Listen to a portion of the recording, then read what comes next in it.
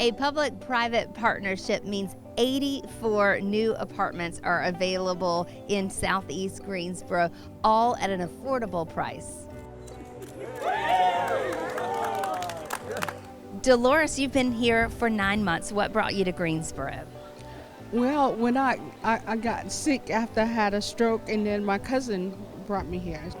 And you said you're so glad you stayed in Greensboro. Yes, I'm so glad I stayed in Greensboro because now I have my own place. So tell us about your new place. How did you hear about it, and how did you come to be here? Well, Vanessa is a social worker. Lois, this place is going up. She said, come on, go with me. And she found my place, and oh God, it's been heaven ever since. Tell us about your place. What is it like? Describe it to us. Well, I have a 1-bedroom, 1 bath, and a large kitchen, and a dining room, and a living room. Me and my kitchen, we're in love, in my bedroom. You are now living on your own. You had been living with your children and your cousins. What is it like to be in your own space, to have your own place, to have some quiet time to yourself? Ooh, honey, it died. Oh my God. And I like to think this housing development, oh God, it's been heaven sent to me. I don't want to cry. Oh.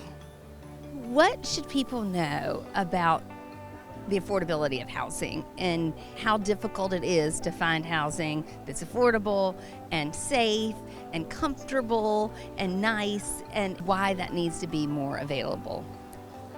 Well, it's very important for this housing development to have the things they have, because they don't charge a deposit, and that's a blessing. And you know, you just pay your rent. You know, you cannot find nothing like this, not in South Carolina neither. You know, you cannot find this. This is a godsend. Tracy, how did this community actually come to happen? Well, we work all over North Carolina, and we look for opportunities to build affordable housing. And right now there's a big need really across the whole state, but especially in our metro areas like Greensboro. So we started looking for sites, and we found one that met all of the NCHFA criteria. And then we started working with the local planning to find out about the zoning, and we determined that this would be a good place for family units for 1, 2, and 3 bedroom. How has it been working with the city? You've done this in other places, you said, and you have different experiences every time you go into a new city, and you have to relearn their process. How has it been specifically here? I love working with the city of Greensboro. It has been a great experience. All of the staff have been very helpful, from the community development and housing department, the planning department, the city council members, meeting with some of the community organizations. They've all been very helpful, and I'm doing another development because of that, because I like working here in Greensboro. I have another one that's going to be across the street for seniors 52 and older. For a metro city, it has been a very easy process from my experience, because we've done things, you know, in Raleigh and Charlotte, and Greensboro has been very helpful. We hear so much about the need for affordable housing. People talk about wanting it. Where is the disconnect to actually making it happen, and how do we do more of that?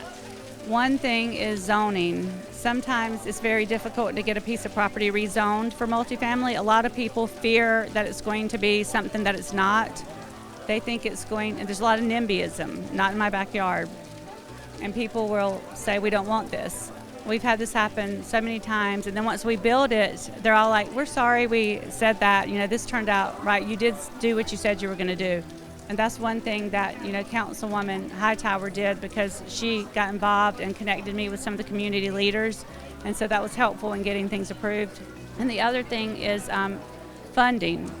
I know that a lot of cities are doing bond referendums to help with housing, and that's something that we really need, because to do this and to keep the rents affordable, we have to have that contribution from the city, either in home funds or housing trust funds. They're really critical right now, especially with inflation and the cost of construction, the interest rates, construction interest rates. I mean, we really have to have it now more than ever.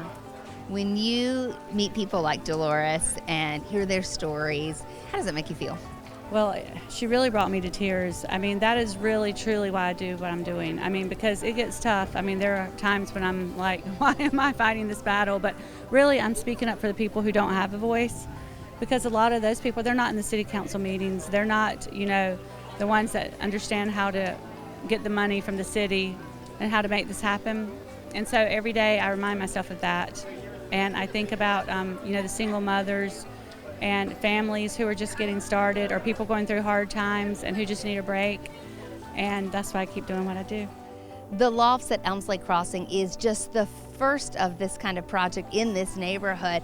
A second project is going to be breaking ground soon across the street, meant for Greensboro seniors.